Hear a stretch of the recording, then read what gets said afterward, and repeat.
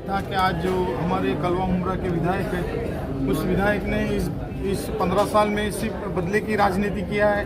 अगर उसके साथ में है तो उसका कभी कोई भला नहीं किया, और उसके अगर साथ में है नहीं है तो उसको एन के एन प्रकार से उसको परेशान करने का, उसके ऊपर झूठे केस दाखिल करने का।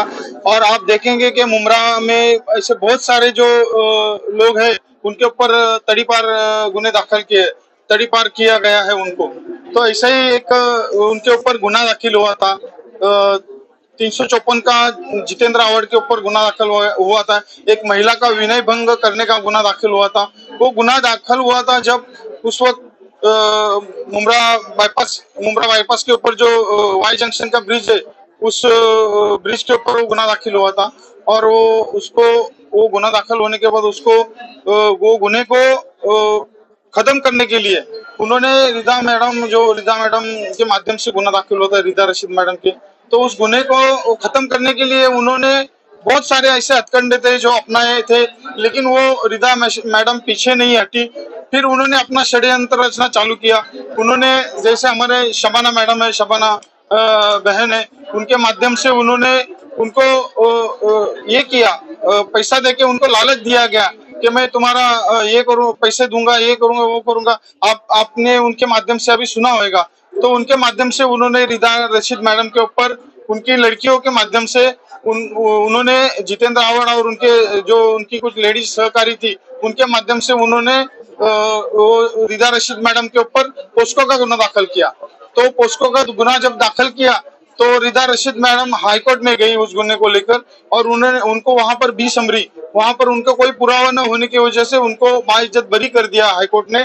फिर बाद में रिदा रशीद ने लोअर कोर्ट में अपील किया कि मेरे ऊपर जो गुना दाखिल हुआ था, ये झूठा था और इसमें मुझे न्याय चाहिए। ये झूठा गुना दाखिल करने वाले के ऊपर गुना दाखिल होना चाहिए। तो वो जब न्यायालय ने उसका ऑर्डर किया कि ये गुने में उनके ऊपर गुना दाखिल होना चाहिए, तो ये सब गुने में जो आरोपी थे, इससे पहले फिरियादी थे या जो भी उसके ये गुने में षड्यंत्र रचने वाले थे, उनके ऊपर उसमें मेन सूत्रधार था इस कट का जो जितेंद्र आव्हाड, उनके ऊपर ये पोस्को का गुना दाखिल हुआ। आज पत्रकार परिषद लेने का मतलब ये था कि आज 3 बजे इस जितेंद्र आव्हाड ने जो अपना जामीन अर्जी के लिए जो एप्लीकेशन डाला है, उस बेल एप्लीकेशन के ऊपर आज सुनवाई थी, और वो सुनवाई 3 बजे होने वाली है, और उसकी वजह से ये पत्रकार परिषद आज ली है। और इसमें आपको मैं आपके माध्यम से यही कहना चाहूंगा कि माननीय न्यायालय, उनसे मैं गुहार लगाता हूँ, उनसे मैं एक विनती करता हूँ कि ये जो झूठे गुने दाखिल करने वाले जितेंद्र आव्हाड है, इसको ये गुने में किसी भी तरह से जामीन नहीं होना चाहिए। यही मैं आपसे माननीय न्यायालय से अपील करता हूँ। धन्यवाद। मैं भी शबाना यहाँ जी आई की हूँ। जान को खतरा है, ऐसा हाँ। उनका कहना है। उनकी सेफ्टी का क्या होगा? हाँ। उनकी सेफ्टी के लिए हमने पुलिस को अर्जी देने का, पुलिस को अर्जी देंगे हम लोग, और उनको पुलिस को कहेंगे कि इनके बारे में आप ध्यान रखिए, इनका जो भी है उनकी सुरक्षा का ध्यान रखिए। अभी यहाँ पर उनको जब लाने के लिए जा रहे थे तो ऐसा मालूम पड़ा कि उनके घर के ऊपर कुछ लोग पत्थर मारने का काम कर रहे थे। ये जितेंद्र आव्हाड के समर्थक ही थे। तो ऐसा बहुत सारे ऐसे जो मुमरा में परेशान लोग हैं, जो कभी आवाज, सब दबी हुई आवाज है। मैं शबाना मैडम का तहे दिल से शुक्रिया अदा करता हूँ कि उन्होंने ये जो दबी उनकी आवाज थी, इस आवाज को उन्होंने बाहर निकाला, वो सच्चाई को उजागर करने का हिम्मत उन्होंने दिखाया। उसके लिए मैं उनका तहे दिल से शुक्रिया अदा करता हूँ। और इस न्यायालय से फिर से एक बार अपील करता हूँ, फिर से एक बार गुहार लगाता हूँ कि ये जो गुना दाखिल हुआ है, ये गुने में जितेंद्र आव्हाड को किसी भी तरीके का जामीन या कोई भी उसको रिलीफ नहीं मिलना मांगता है। ये मैं यही चाहूंगी, आप लोग भी आए हो और आज जिनकी बेल है तो उनको सजा मिलना चाहिए, ना कि बेल पास होना चाहिए। जब मैं सच्चाई पे थी सब ठीक था, फिर उसके बाद मुझे भी जेल हुई है। जब मुझे जेल हुई थी उस समय मेरी बेटी ने फोन किया था आव्हाड सर को कि सर हम लोग नहीं करके भी मेरी मम्मी फंस गई है। तो बोले कुछ नहीं, 2 दिन में वो छूट जाएगी, ठीक है। फिर उसके बाद में फोन किया तो बोले नहीं, बोले तुम पर्सनल आके मिलो। छोटी बच्ची को क्यों बुला रहा था पर्सनल मिलने? हाँ, मैं तो मेरी सजा काट आई हूँ और आज हमको जान का धोखा है। और ये सब चीजें झूठी है। कल भी सच था, आज भी सच है, हमेशा सच ही रहेगा ये कि मैडम ने ऐसा कोई काम नहीं किया है जो उनके ऊपर आया था केस। मैं यही चाहूंगी आप लोगों से कि उनकी बेल कैंसिल हो और न्याय मिले, मुझे भी न्याय मिले, मैडम को भी न्याय मिले, क्योंकि मैं तो एक गरीब इंसान हूँ, उनके लिए हम लोग कहीं लगते नहीं है। वो आवड़ जैसा इंसान है जो मुंब्रा में राज करता है। एक बच्चा भी रहेगा तो बोलेगा अरे मैं आवड़ की कंपनी का हूँ। तो आवड़ यही सब करता है क्या?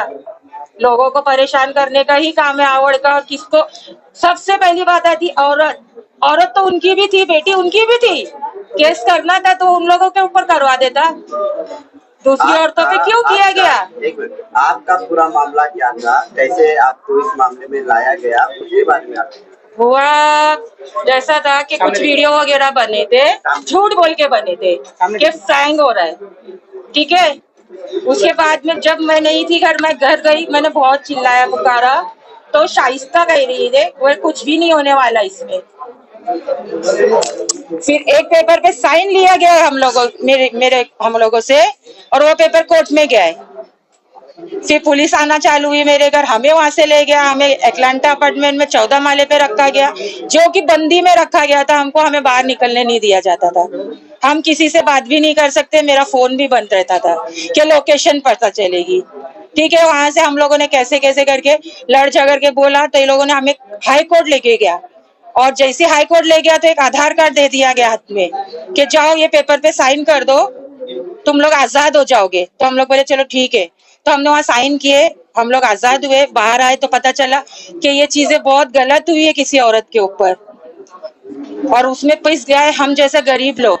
इसमें जो भी आरोपी है सब बाहर है, शबाना, रौनक, शाइस्ता, आवार सर, बहुत से लोग हैं इसमें। वो क्यों बाहर है? उन पे भी केस होना चाहिए ना, कि जो सच्चाई पे चल रहा है उसी पे ही केस होता है। मैं तो सच्चाई पे थी पहले भी हाई कोर्ट में, आज भी उसी पे चलूंगी कि मैडम बेकसूर थे, और मैं इधर किसी के दबाव में आके नहीं बैठी हूँ। मुझे न्याय चाहिए, मेरी जान को धोखा है। मैंने